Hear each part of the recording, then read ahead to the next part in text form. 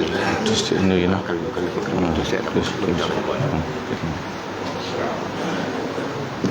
Assalamualaikum warahmatullahi wabarakatuh. Bismillahirrahmanirrahim. Alhamdulillah wassalatu wassalamu ala Rasulillah nabiyina wa habibina wa syafi'ina Muhammad ibn Abdullah wa ala alihi wa ashabihi wa man ihtada bihadihi wa istanna bi sunnatihi ila yaumiddin, amma ba'd. Yang pertama sekali, tuan-tuan sekalian, mohon maaflah sebab duk ingat tak ramai pagi ni kat cuti kan. Ramai pula tuan-tuan hadir macam biasa. Jadi buku hanya 50 saja. InsyaAllah nanti pihak surau lah kot untuk stage sendiri lah, mana untuk tampung tuan-tuan tak dapat, insyaAllah. Tuan-tuan dan puan yang dirahmati Allah Ta'ala sekalian, kuliah kita pada pagi ini, kita ingin mengulang kaji sebuah sedikit berkenaan dengan nama-nama Allah Subhanahu Wa Ta'ala, sekadar masa yang terluang pada kita, insyaAllah. Yang pertama, kita ingin melihat dari sudut sebagaimana Imam Al-Ghazali rahimahullah dalam kitab yang kita baca, Jawahirul Quran, mengenal Allah Subhanahu Wa Ta'ala ini di antaranya adalah melalui nama-nama Allah, disebut dengan Asma'ullah, Asma'ullah Al-Husna.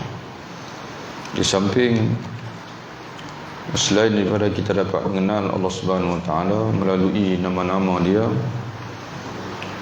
kita juga disuruh oleh Allah dalam Al-Quran untuk berdoa kepada Allah. Sebagaimana dalam satu ayat yang masyhur di mana Allah Subhanahu Wa Ta'ala menegaskan, walillahi asmaul husna fad'uhu biha. Dalam muka surat 7 tu ada ayat itu, walillahi asmaul husna fad'uhu biha. Bagi Allah nama-nama yang terindah, maka serulah Allah dengan menyebut nama-nama itu. Jadi ada dua lah tuan-tuan sekalian yang ingin untuk kita sama-sama fahami. Yang pertama, bagaimana untuk kita mengenal Allah melalui nama-nama Dia, dan yang keduanya, bagaimana untuk kita berdoa kepada Allah Subhanahu Wa Ta'ala dengan nama-nama Allah Subhanahu Wa Ta'ala ini.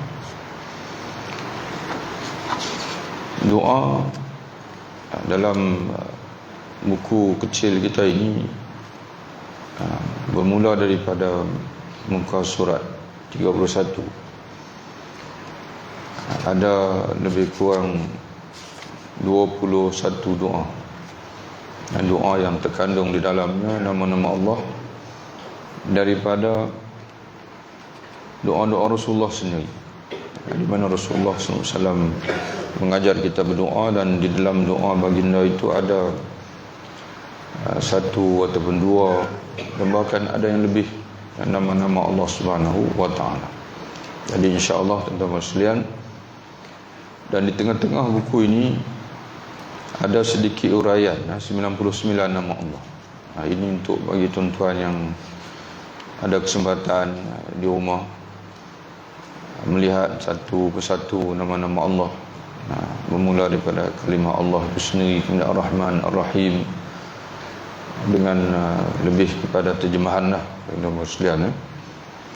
Dalam hadis yang masyhur yang kita semua selalu mendengar hadis ini, di mana Nabi sallallahu alaihi wasallam bersabda kepada kita, innalillahi tis'atan wa tis'ina isman man ahsaha dakhala jannah.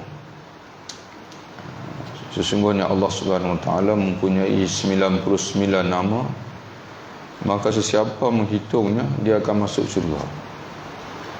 Sesiapa menghitungnya dia akan masuk syurga. Jadi itu tuan-tuan sekalian, sebelum kita melihat lebih lanjut dua maksud kita pada pagi ini, iaitu mengenal Allah melalui nama-nama, dan juga untuk kita berdoa kepada Allah, melihat bagaimana untuk berdoa kepada Allah Ta'ala dengan menggunakan nama-nama dia, maka kita jelaskan terlebih dahulu apa yang ada dalam buku kecil kita ini untuk tuan-tuan simpan, insya-Allah. Sama ada untuk tuan-tuan melihat balik makna setiap satu daripada 99 nama Allah Ta'ala itu, ataupun untuk tuan-tuan pelajari bagaimana untuk berdoa dengan nama-nama Allah SWT melalui doa-doa Rasulullah SAW itu sendiri. Yang pertama, tuan-tuan sekalian, apa makna ma'rifah? Itu yang lebih penting. Kalau di Mesir, kalau tuan-tuan menziarahi makam para ulama dan sebagainya, mereka akan tulis Al-Arif Billah. Maka khususnya orang-orang sufi, orang sufi mereka tidak guna istilah alim, al-alamah, mereka lebih menggunakan mana untuk merujuk kepada orang alim itu dengan al-arif, al-arif billah. Dan tempat kita ini kita guna juga arif, yang arif bila masa hakim yang arif, sama ada hakim mahkamah ataupun kadang-kadang juri, anak-anak kita pidato dan sebagainya kan, yang arif. Jadi tapi orang sufi maka gunakan al-arif itu menggambarkan kepada mengenal. Al-arif billah, orang yang mengenal Allah. Jadi sebab itu Imam Al-Ghazali sendiri pun dalam kitab-kitab dia menyatakan bahawa manusia yang benar-benar alim adalah orang yang mengenal Allah. Kalau sekadar banyak ilmu, itu dia bagi banyak maklumat. Karena ilmu di sisi pengajian Islam, dia adalah sesuatu yang mendatangkan keyakinan kepada hati. Itu makna ilmu. Dan keyakinan itu mesti benar.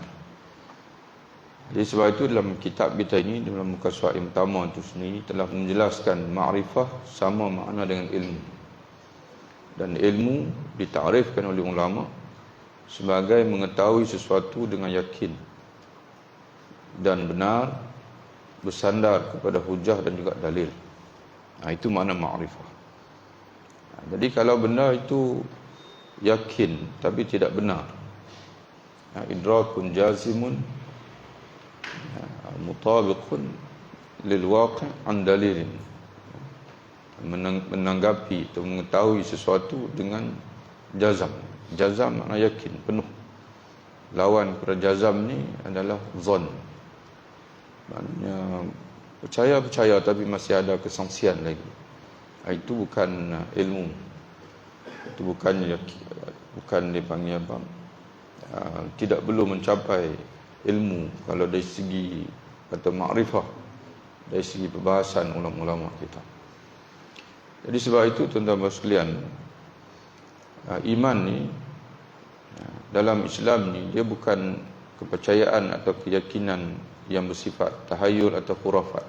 Itu yang kita sebut berdasarkan kepada hujah dan dalil tadi ni. Dan dalil di sini sudah tentu Al-Quran, berada di tangga yang paling tinggi. Kalau tuan-tuan perhati di bawah tu, sumber ma'rifah, sumber ilmu dalam Islam ni ada 4. Yang pertama, tangga yang paling tinggi sekali, wahyu. Itu sumber ilmu. Jadi apabila kita memastikan keyakinan kita, memang itulah yang berada dalam Quran hadis, amalan kita, itulah yang dikehendaki oleh Allah dan Rasul, maka tuan-tuan sekalian, keyakinan kita adalah keyakinan yang berdasarkan pada ilmu, dan amalan kita pun berdasarkan pada ilmu. Berbeza dengan kita buat ikut-ikut orang. Itu belum tentu. Ikut nasiblah, kalau orang buat betul lah, kalau orang buat salah. Sebab itu tuan-tuan sekalian, oleh kerana kemampuan manusia ni dia tidak sama. Kemampuan untuk menguasai Quran dan hadis ini dia tidak sama. Ada orang dia mampu menguasai direct pada Quran hadis. Dia ada menguasai bahasa Arab, nahwu, sharaf, balaghah, usul fiqh dan sebagainya, maka orang itu disebut sebagai mujtahid. Dan Ada orang pula dia tak mampu untuk menyelami sendiri Quran hadis itu. Maka dia mesti belajar, bertanya. Dalam Al-Quran menyebutkan fas'alu ahla dzikri in kuntum la ta'lam. Maka bertanyalah kamu kepada ahlul ilmi. Ahlul dzikri ini ahlul ilmi, orang yang berilmu. Cuma yang menimbulkan persoalan sikitnya, kenapa Allah Ta'ala tak sebut fas'alu ahlul ilmi, tapi Allah Ta'ala sebut ahlul dzikri. Tapi yang dimaksudkan itu adalah ahlul ilmi, orang yang berilmu. Tapi disebut oleh Allah dengan ahlul dzikri. Sama juga dengan Quran pun Allah Ta'ala sebut dengan az-zikr juga dalam Quran. Maka para ulama menguraikan kepada kita, kalau orang yang kita nak ikut tu. Jadi sebab itu tuan-tuan sekalian, bila kita mengaji biasa hari ini ustaz-ustaz, ulama ni dia belum lagi mencapai mujtahid. Jadi sebab tu kita ikut dia sebab atas keyakinan sangka baik bahawasanya dia boleh menyampaikan kepada kita apa yang telah diputuskan oleh para mujtahid. Jadi sebab itu ini amanahlah pada ustaz-ustaz kita, yang dia untuk menyampaikan. Dia kena sampaikan sebab masyarakat memberi kepercayaan kepada dia. Jadi Allah Ta'ala sebut ahla dzikri. Maknanya kalau setakat alim kamu belum boleh bertanya kepada dia. Mana orang alim yang ingat. Ingat ni dia ada dua jenis. Ada ingat, mana dia hafalan kuat, tapi dari segi kerja buat dia tak ingat. Maknanya dia menyanggahi ilmu dia. Sebab itu para Nabi, di antara salah satu sifat dia ialah amanah. Amanah ni apa makna dia? Iaitu dia tidak buat sama ada depan orang atau belakang dia menyalahi ilmu yang dia sampaikan. Itu makna amanah. Dia bukan saja tabligh para Nabi ni, tapi dia amanah. Jadi sebab itu ahla dzikri, mana orang yang hidup dengan ilmu dia. Orang yang dia bercakap begitu, dia buat pun begitu, dan dia tidak lupa, dia sentiasa murajaah ilmu dan sebagainya. Itu mana ahla dzikri. Orang begitulah kata Allah, fas'alu ahla dzikri in kuntum la ta'lamun, jika kamu tidak mengetahui. Jadi kerana itu tuan-tuan sekalian, itu sumber yang utama sekali. Kita mengakuilah bahwasanya kita tak mampu nak direct pada Quran hadis. Maka sebab itu kita perlu bersandar kepada para imam, para ulama, mujtahidin, tokoh-tokoh seperti kita mazhab Syafi'i dalam fiqh sebagai contohnya Imam Syafi'i, Imam Nawawi, Imam Ibn Hajar, Imam Ar-Ramli, dan juga kalau di kalangan ulama-ulama kita ni sebagai contohnya yang menulis kitab-kitab dalam mazhab Syafi'i dan sebagainya. Jadi sebab itu tak boleh tuan-tuan rujuk sebarangan. Sebab itu kita pernah baca dah sebelum ini ungkapan Imam Ibn Sirin, kata dia, al-ilmu dinun fanzuru amman ta'khudhu dinakum. Ilmu itu adalah agama itu sendiri. Maka hendaklah kamu perhatikan daripada siapa kamu mengambil agama kamu. Jadi disiplin tu kena jaga tuan-tuan sekalian. Disiplin tu kena jaga. Kerana bidang-bidang lain dia sudah jaga, tapi bidang pengajian Islam ni semua orang boleh jadi ustaz. Itu masalah ni. Termasuk hak nak start pun dia boleh jadi ustaz juga. Itu yang menjadi masalah. Tapi kalau bidang kedoktoran dan sekalian, tak sampai 2 hari dia buka klinik, kalau dia tidak ada kelayakan, orang main tangkap lah. Begitu juga dalam bidang guaman, bila nak masuk kena ada lesen. Dan begitu juga bidang-bidang lain. Padahal itu duniawi. Ada pun bidang agama itu sepatutnya lebih ketat lagi. Bukan semua orang ini diberi kebenaran sepatutnya untuk bercakap, kerana dia kadang-kadang mengelirukan. Dan itu satu. Yang kedua, setiap bidang itu ada ulama tersendiri. Sebab itu mereka tidak melanggar. Imam Bukhari dia tak langgar sebab dia tahu kemampuan fiqh dia tidak langgar. Dia bidang hadis. Dan ulama pun tidak akan rujuk fiqh kepada Imam Bukhari. Mereka akan rujuk kepada imam-imam fiqh. Tafsir mereka akan rujuk kepada At-Tabari, Ibnu Katsir dan sebagainya. Tapi dalam masyarakat kita ni kadang-kadang dia harum ke semua. Itu yang menjadi masalah. Bila dia menjadi seorang tu, dia boleh bercakap semua bidang. Itu agak dipanggil agak meragukan lah.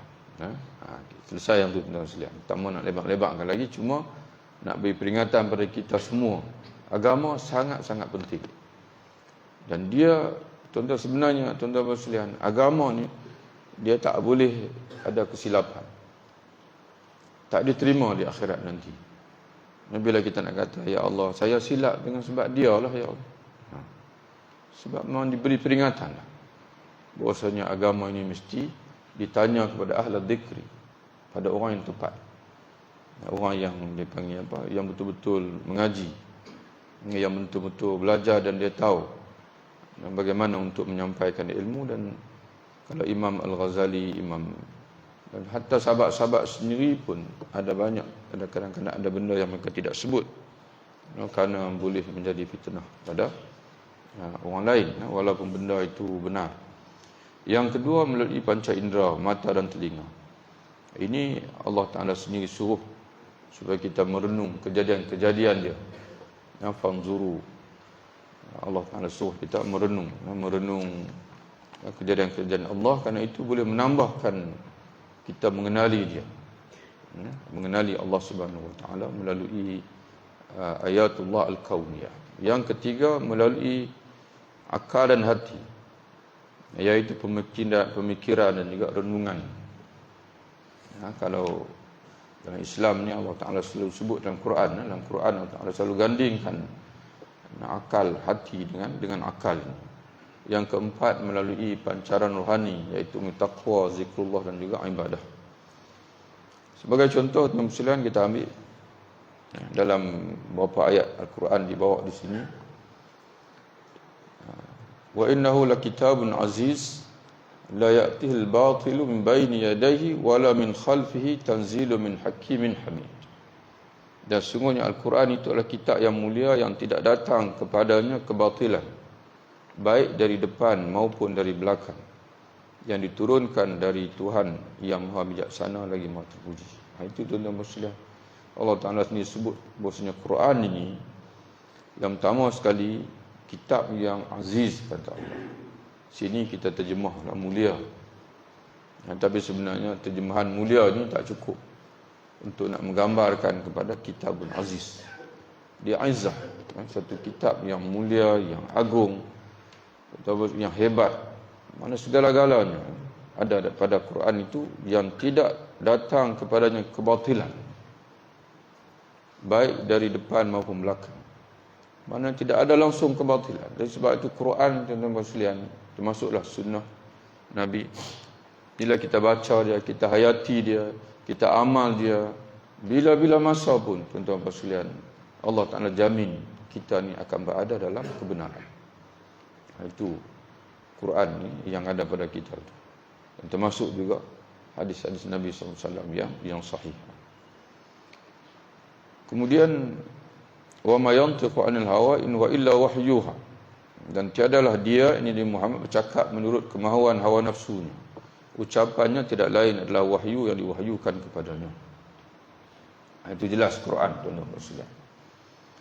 Kemudian yang kedua pula, sumber panca indera, khususnya mata dan telinga, juga sumber ilmu. Allah Ta'ala suruh kita renung, dan juga hati bersama dengan akal.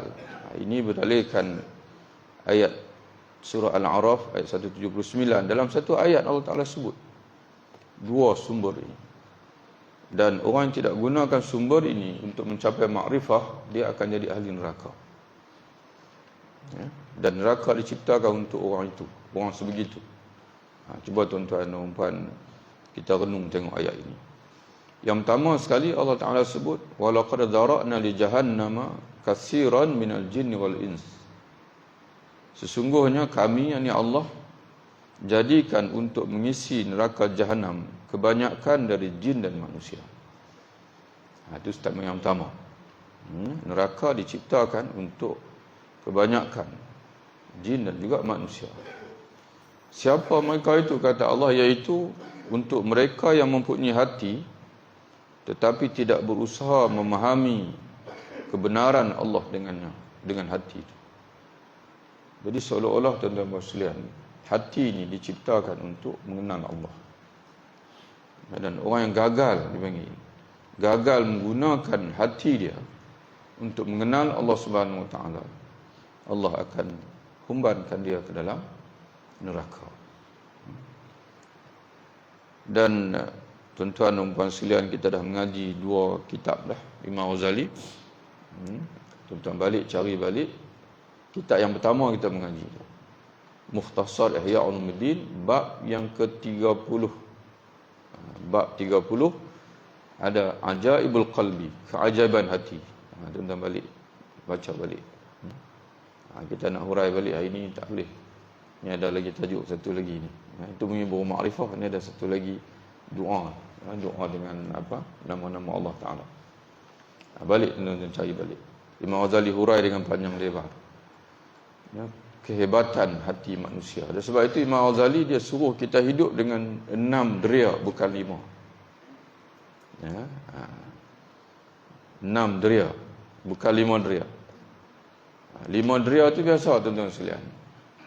Orang bukan Islam pun, hatta binatang pun rasanya 5 deria juga. Iaitu mata, tunduk tang telinga, tubuk mata. Kira tuan-tuan. Mata, telinga, itu deria penglihatan, pendengaran. Lagi apa? Hidung, bau. Kita boleh mencium. Ya. Kemudian lagi deria rasa, masin, masam, manis. 4 dah kan. Yang ke-5 panas, sejuk. Satu lagi ialah hati, deria hati. Ya. Dan 5 deria lagi, kalau kita guna dia saja, kita tak boleh kenal Allah, tak boleh rasa. Tapi bila kita guna yang ke-6 tu, kita sembahyang, puasa, lagi semakin kita ibadat, semakin kita sebut nama Allah, kelazatan dia itu lebih daripada makan, minum dan sebagainya. Jadi sebab itu tuan-tuan sekalian, dalam kitab ni pun, dalam buku ni pun, kalau tuan-tuan tengok dalam muka surat 5 tu ada renungan. Bahagian renungan muka surat 5 tu, Malik bin Dinar berkata, ramai penduduk dunia yang berpisah dengan dunia, namun sayangnya mereka tidak pernah merasai kenikmatan dunia yang paling lazat. Ini kita sedia maklum.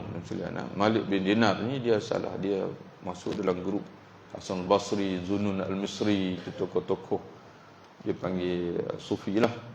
Tapi dia salafus salih. Tokoh-tokoh dia panggil, kalau Imam Bukhari hadis, Imam Syafi'i, Imam Malik tu bidang fiqh. Malik bin Dinar ni dia masuk dalam aulia Allah. Bila sebut aulia Allah tu dia lebih pada orang panggil apa? Rabi'atul al-Adawiyah dan sebagainya. Jadi dia sebut begitu, dia kata. Lalu ditanya kepada dia, apakah nikmat itu wahai Abu Yahya? Panggilan bagi dia lah, bagi Malik bin Dinar. Beliau menjawab, mengenal Allah. Jadi bagi mereka, kelazatan yang paling hebat yang mereka rasalah hidup ni ialah mengenal Allah. Tapi kita nasi lemak lah pagi-pagi ni. Itu kelazatan yang paling ni. Kita tahu nasi lemak tak mana dalam perlis ni. Yang paling sedap. Ada yang suka laksa, ada mana masing-masing. Tapi ahli sufi, orang yang al-arif billah ini, Imam Ghazali dan sebagainya. Tuan-tuan bayangkanlah Imam Ghazali, dia meninggalkan jawatan dia dalam usia 40. Tuan-tuan bayangkan.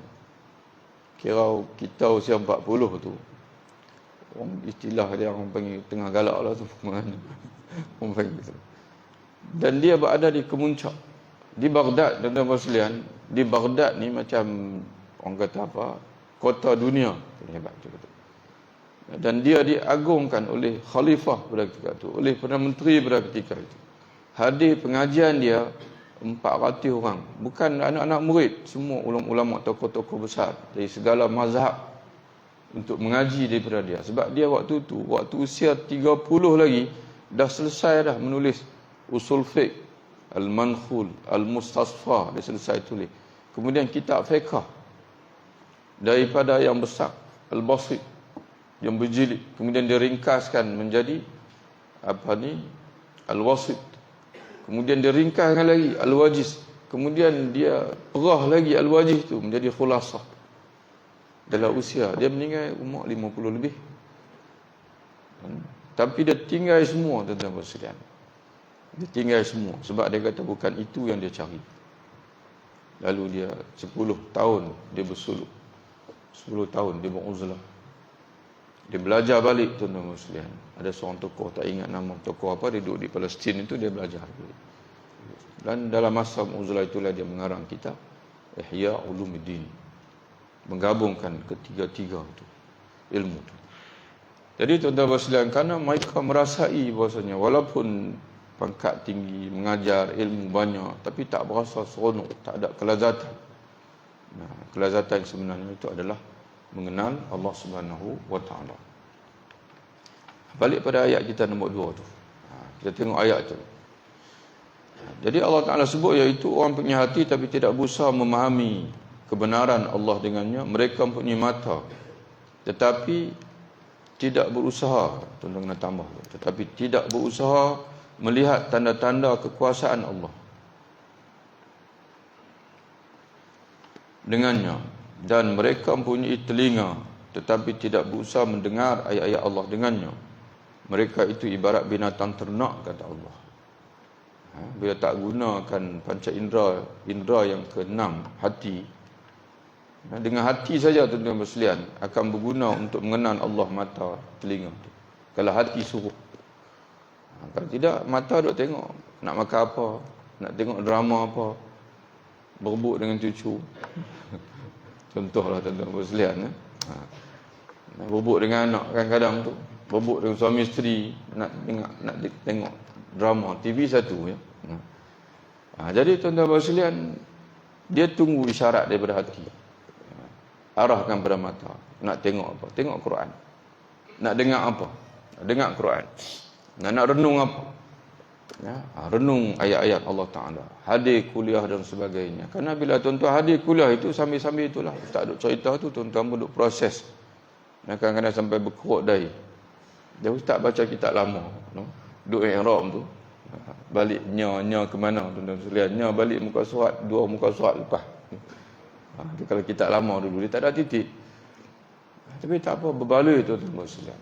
Kerana itu makrifah, menambahkan dalam hati kita. Bukan monti takat akal saja. Bukan monti takat akal. Bila mengaji agama tuan-tuan sekalian, dia tak akan monti takat akal. Dia akan sampai kepada hati. Memang tabiat agama dia macam tu. Tapi yang lain-lain tu dia sampai dekat akal saja. Jadi tuan-tuan sekalian, dekat otak dia panggil. Kerana dalam bahasa Islam, Quran, akal itu di hati, bukan di otak. Akal di hati, bukan di otak. Tengok tuan-tuan sekalian, Allah Ta'ala sebut lahum qulubun la yafqahuna biha. Maka tidak memahami tidak berusaha untuk memahami dengan hati mereka. Mereka itu ibarat binatang ternak, bahkan mereka lebih sesat darinya. Mereka itulah orang-orang yang lalai. Tinggal satu lagi, iaitu ilmu melalui yang keempat tu, pancaran rohani, ilham, firasat. Maknanya yang ni tak boleh mengaji. Imam Ghazali sendiri pun di Mukadimah Ihya Ulumuddin, dia bahagikan ilmu 2. Ilmu muamalah, bukan bahasa macam sekarang ni. Muamalah ini dia panggil jual beli sebagainya. Tapi bahasa Imam Ghazali dalam kitab Ihya, ilmu muamalah itu ialah ilmu amalan-amalan untuk kita berhubung dengan Allah. Itu ilmu muamalah. Sembahyang, puasa, zakat, ambil wuduk, bersuci dan sebagainya. Baca Quran, bersedekah, itu dia panggil ilmu muamalah. Dan satu lagi ilmu mukasyafah. Ilmu yang semata-mata untuk kita mengenali, dia panggil. Yang lebih daripada yang mampu diajar oleh manusia. Ilmu ilham. Yang itu kata Imam Ghazali, tidak ada buku yang boleh mengungkapkan dia. Kalau Allah Ta'ala nak bagi kepada kamu, dia akan bagi. Cuma dia akan melalui jalan muamalah tadi. dengan takwa, dengan sembahyang, dengan puasa dan sebagainya, itu Allah Ta'ala akan bagi dekat kita. Semakin kita solat, semakin kita tuan-tuan baca Quran, Allah akan jadikan kita semakin kenal dia, semakin sayang kepada dia.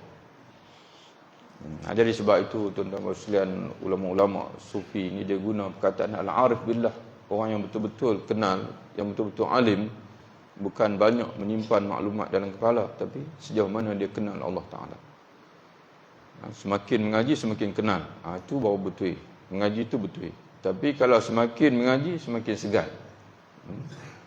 Semakin mengaji semakin segan. Dulu waktu tak berapa nak mengaji, rajin main surau sembahyang berjemaah. Tapi takat-takat mengaji ni dia tak main dah. Orang tanya duduk tak mana, dia duduk dalam pertakaan dia. Tu maknanya ada benda tak betul. Sebab kita perhati sahabat-sahabat Nabi ni, Rasulullah sendiri pun di antara perkara yang mereka dua benda lah, wallahu alam, tuan-tuan sekalian, dia memang mulazamah sungguh-sungguh, menandakan seorang itu dia memang dekat dengan Allah. Yang pertama sembahyang, memang banyak sungguh mereka sembahyang. Yang keduanya bacaan Quran, dan mereka memang Quran ni memang baca sungguh-sungguh, khatam Quran seminggu sekali, sebulan sekali dan sebagainya. Ada yang 3 hari sekali pun ada. Jadi satu lagi, macam mana ilmu pancangan rohani ni, apa dalilnya tuan-tuan sekalian? Cumanya dalam buku kita tuan-tuan ni, muka surat 3 tu, ayat di atas itu tuan-tuan kena bukan buang ayat itu. Ayat itu dibawa tapi bukan pada tempat dia. Maknanya pemahaman tu salah. Anda tulis buku ni pun lama dah, dan tak sempat nak betulkan. Semalam ni dah nak betul sikit cepat. Jadi tuan-tuan kena, makna tu tuan-tuan kena pindah. Bertakwalah kamu kepada Allah, di mana Allah telah pun memberi ilmu kepada kamu. Bukan nescaya di mana. Di mana Allah dah bagi ilmu kepada kamu, maka tak ada sebab kamu tidak bertakwa kepada Allah Ta'ala. Bukan maksud bertakwalah kamu kepada Allah, nescaya Allah akan beri ilmu kepada kamu.